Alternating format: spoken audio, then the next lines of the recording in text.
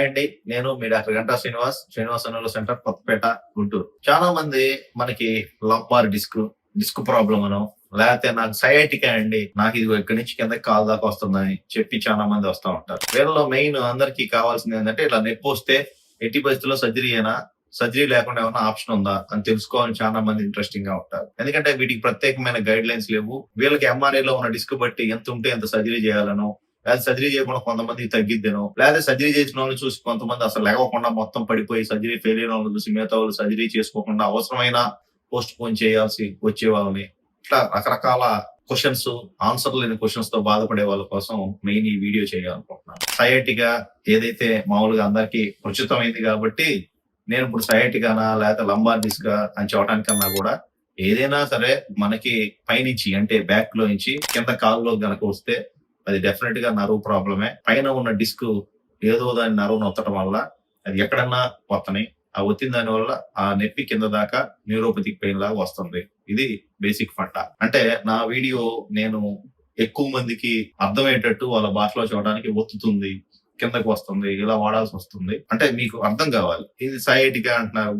అంటే సయాటికా అని ఎందుకంటారంటే అది ఎట్లా ప్రస్తుతం అయిపోయింది. ఇప్పుడు అలాగే చెప్తున్నాను. స్ట్రోక్ అంటే చాలా మంది ఓపీల్లో హార్ట్ స్ట్రోకా, బ్రెయిన్ స్ట్రోకా అని అడుగుతారు. స్ట్రోక్ అంటే బ్రెయిన్ కి సంబంధించిందే. కానీ మన పరిభాషలో ప్రజల వాడుకలో అది హార్ట్ స్ట్రోక్ అనేది కూడా వచ్చేసరికి మళ్ళీ చెప్పాల్సి వస్తుంది. అలానే సయాటికా అనేది అసలు ఓన్లీ సయాటిక్ నర్వ్ మట్టికి మాత్రం ఎఫెక్ట్ అయితేనే అంటారు. కానీ ఇప్పుడు మన పేషెంట్లు నాకు సయాటికానండి, అదే సయాటికా ఇక్కడ వస్తే ఇక్కడ కింద నుంచి వస్తుందని అని వచ్చే స్థాయికి వచ్చారు. అది ఒక రకంగా మంచిదే. వాళ్ళకి అట్లీస్ట్ చాలా మంది ఇంతకుముందు ఈ నొప్పి వస్తే కిడ్నీలు పెయిన్ అనో, లేకపోతే బ్యాక్ లో ఇంకేదన్నా ఉందనో అన్ని తిరిగి వచ్చేవాళ్ళు. కానీ ఈ వీడియోల వల్ల గానీ, లేకపోతే ప్రజలకి కొద్దిగా నాలెడ్జ్ ఎక్కువ తెలుసుకోవటం, ఇంకో రకంగా వేరే రకంగా ఈ నాలెడ్జ్ పెరగడం వల్ల గానీ, ఎప్పుడైతే దగ్గుతుంటే గానీ, తుమ్ముతుంటే గానీ మనకి కింద నుంచి నొప్పి వస్తుంటే ఇది బ్యాక్ పెయిన్, డెఫినెట్ గా డిస్క్ ప్రాబ్లం. మన డాక్టర్ గారు చెప్పారు వీడియోలో ఏమో ఉందని తెలుసుకొని చాలా మంది రావడం జరుగుతుంది. అయితే ఇక్కడ చాలా మందికి చాలా క్వశ్చన్స్ వస్తాయి. ఇవాళ కూడా ఓపీలో ఇద్దరు ముగ్గురు వేరే డాక్టర్ గారికి చూపించి సర్జరీ అన్నారండి, సెకండ్ ఒపీనియన్ కోసం వచ్చారని కూడా వచ్చారు.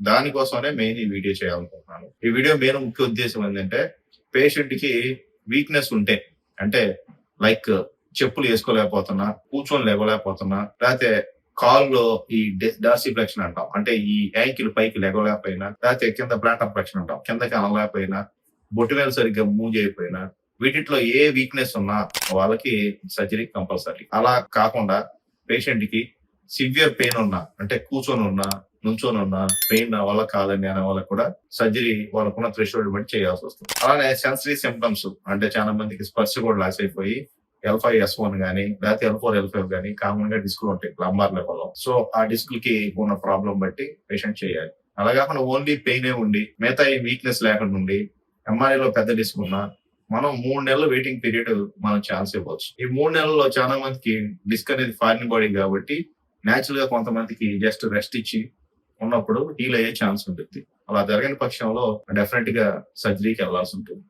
సో మెయిన్ గా ఈ సయాటికా అని, లేకపోతే కడుపులో కత్తి, లేకపోతే కింద నుంచి బాగా ఇదవుతుంది పెయిన్, ఈ back pain radiating to the downwards, దగ్గితే తుమ్మితే వస్తుంది, వచ్చి కిందకల్లా వస్తుంది అంటే డెఫినెట్ గా దీనికి ఎంఆర్ఐ గానీ, ఒక ఎక్స్రే గానీ, అంటే డిస్ప్లే ఎట్లా ఉన్నాయి, ఒట్టిబ్రాలు ఎలాగ ఉన్నాయి, వాటి మధ్య ఉన్న నర్వ్ ఎలాగో తెలుసుకొని ఈ రెండు చూసుకొని కింద అవసరమైతే ఒక ఎన్సీయూ టెస్ట్ చేసుకొని ఉన్నదాన్ని బట్టి వీటి బట్టి అసెస్ చేసుకొని దాన్ని బట్టి డిసైడ్ చేయాల్సి వస్తుంది. Thank you.